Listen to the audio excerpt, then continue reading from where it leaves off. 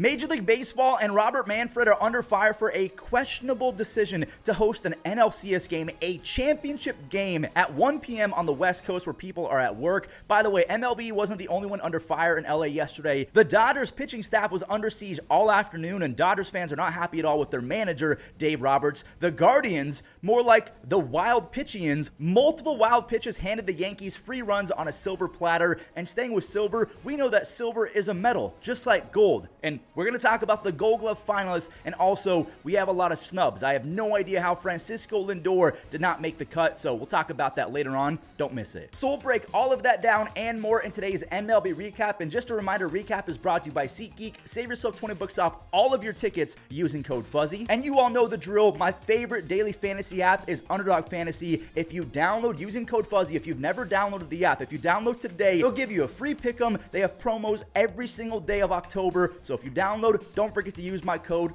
You're welcome. Here we go. Game 2 of the NLCS, the Mets at the Dodgers. Game 1, the Dodgers took with ease, and coming into this one, they had gone 33 consecutive innings without allowing a single run as a pitching staff. And there it goes, the first batter of the game, Francisco Lindor. He banged one off his ankle right before going yard on the 7th pitch of the at-bat. He's got 2 home runs and 7 RBIs this postseason. Landon Knack, he's now in for the Dodgers, which a lot of Dodgers fans were scratching their heads like, what are we doing? Just go with what worked. Go with the bullpen, not a rookie starter who isn't even starting. Tyrone Taylor, he doubled in Starlin Marte. They then intentionally walked Francisco Lindor, which did not make Mark Vientos too happy. He took it personally. That is a grand slam. Mark, he's going to be eating free in New York City for the rest of his life. He's batting .380 with 3 home runs and 11 RBIs this playoffs. We had a snake in the dugout. I've never seen that before, and this is a ball in the bleachers. Max Muncy, he jolted out a lefty-lefty solo home run, and that was all that they could really muster off of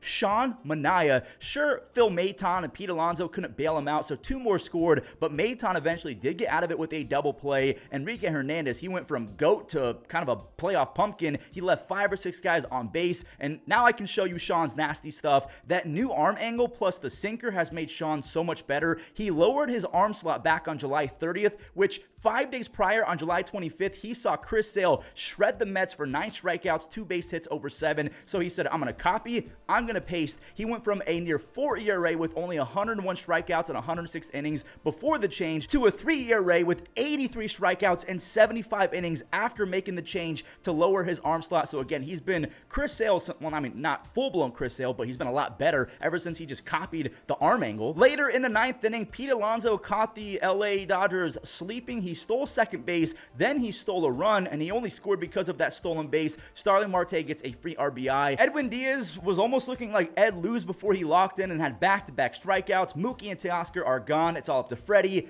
But Edwin, he was pitching angry. Freddie's gone as well. So the Mets lose 9-0 in Game 1. They come back to win 7-3, where they will play Games 3, 4, and 5 in New York. And if there is a Game 6 or 7, it'll be back in Dodger Stadium. Speaking of Dodger Stadium, a lot of fans on social media were taking shots at the Dodgers attendance when, I mean, the context is right there in front of you. It was a 1 p.m. game on a Monday. I know that's a championship series game, but it's kind of short notice. You can't just get time off work on a whim. A lot of people run out of vacation time around this time of the year. Sick time is also running on empty as well this time of the year. What are your thoughts on Robert Manfred and Major League Baseball having a championship series game at 1 p.m. on Monday on the West Coast? What do you make of that? Oh boy, we have lots of betrayal early in this next game. CC Sabathia, a former Cleveland legend, threw out the first pitch. T-Swizzle, Taylor Swift, was in attendance with her Cleveland native boyfriend, Travis Kelce. Not a speck of Cleveland gear on that man. Just unreal. You know what else was unreal? Carlos Rodon, through the first 2 innings of this game, he had 3 punchies through the first 2. He made the Guardians look silly multiple times. Juan Soto hit one into the wind, and it still somehow left. That's how strong this kid is, and I can say kid because after all of the history that he's made, he's still just 25 years old.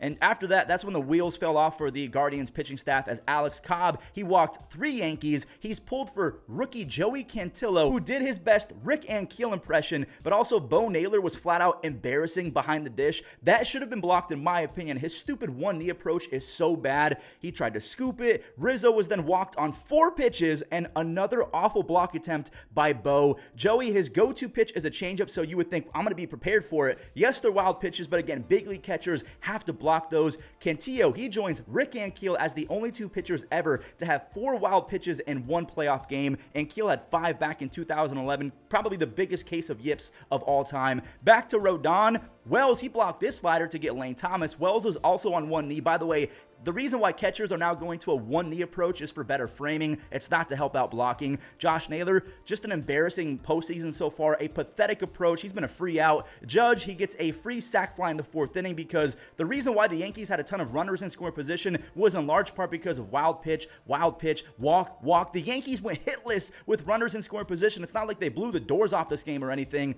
Well, one guy did later. And it was after Brian Rocchio blasted off. Playoff Rocchio is a thing. He's batting .421 in this playoffs. And then there's this guy, Giancarlo Stanton. Playoff Stanton is no joke. 13 home runs. He's back over a 1,000 OPS in 32 postseason games. Back to playoff Rocchio. He hit one the other way. And then he showed off the 10,000 IQ because he wasn't going to go to second base, but he purposely ran into Tim Hill, who just forgot that, hey, I probably shouldn't block the runner because now it's going to be interference. That was smart. Steven Kwan takes advantage. He scores Anderson Jimenez. Kwan now has an 11-game hitting streak in the playoffs. That's the first run off the Yankees bullpen all playoffs. I'm saying the word playoffs a lot, sorry. But then, the Yankees deployed their cheat code Mariano Rivera. Will Brennan, that is an awful at bat. Just a nasty changeup out the hand of Luke Weaver. J-Ram, he's got to step it up as well. To the 9th we go. Look, another pathetic AB from Josh Naylor. Schneemann, he strikes out.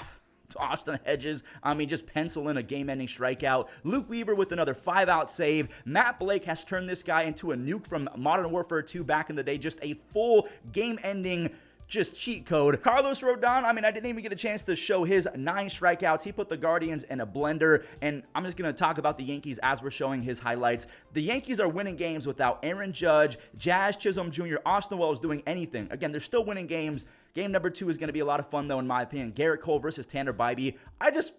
Just don't give me wild pitches, please. The games are over with. Let's talk about the Gold Glove finalists / snub. So Juan Soto, this is a very surprise candidate in my opinion. Juan, he is a finalist despite the fact that he had 0 DRS and a -4 outs above average. So the only reason why he's making this is because of his arm. Joe Adell of the Angels is also a finalist, and he actually had a decent little season. 6 defensive run saves because he has a rocket arm. 1 outs above average isn't crazy, but he had some nice running grabs, some diving grabs, a lot of outfield assists. So he went from the guy who allowed baseballs to hit his glove or hit his head and bounce out to being a Gold Glove finalist. I'll tip my cap to him. Also, it's pretty cool to see Bryce Harper in a Gold Glove finalist conversation. He turns 32 years old tomorrow, which makes me feel so old. But if he can be a Gold Glove first baseman and a 130, 140 OPS guy for the next 6 or 7 years, to me, he's going to easily crack the 500 home run, 80 WAR milestones, and I think he's going to be easily. The only thing is, he's not going to win the Gold Glove. It's still going to go to Christian Walker. He's about to win his 3rd straight. Now, let's talk about some Gold Glove snubs. Francisco Lindor had 16 outs above average. Now, to be fair, the NL shortstop was pretty jam-packed. Ellie De La Cruz didn't even make it as a finalist, but if you like outs above average, Francisco Lindor should have been the guy over Mason Wynn, but Mason Wynn had the DRS. Jose Siri, who I thought would be in the conversation for a Platinum Glove, didn't even make it in the Gold Glove conversations, despite the fact that he had 12 DRS, a whopping 16 outs above average. To me, he should have been the clear favorite over Jake Myers. No disrespect to Jake Myers. That guy's a vacuum as well. Nico Horner, I don't know if this is trying to make up for what happened in 2023. The fact that Bryson Stott didn't win. Nico had 10 outs above average and 3 DRS, and even though he's my friend, he should have made it over Bryson Stott this year. I don't know if they're trying to have retribution for 2023, even though Nico was pretty good last year as well. Who's the biggest snub? Who's the biggest surprise? Let me know in the comments. You guys have been saying I'm going way too fast when it comes to guessing the batter and the pitcher, so I'm going to give you guys a few seconds to look at the batter. I know exactly who this is because, again, I just watch a lot of baseball. The thing that is most recognizable to me is the bat flip. This guy bat flips on singles, and he has single in his name. That's my only hint. I'm going to give you guys 3, 2, that's the final swing. This is John Singleton. The Astros, they just breed guys who like to bat flip. Luis Valbuena, rest in peace, and John Singleton. That was easy. This should be pretty easy as well. One of the goofier / more recognizable pitching deliveries in all of baseball. Hint I'll give you guys, it's another playoff team. I think they're just going to go with playoff teams for the next few days until the World Series is over. So a couple more seconds. His initials, I'm not going to give you the initials because that's way too easy. You got it? You got it? One more time. This is Jason Adam. He likes to kind of hide that ball behind his head. Another 2-for-2 performance. I'm him. That does it for today's recap. I hope that you guys enjoyed. If you did, leave a like on the video, subscribe if you're brand new, and have a great rest of your day.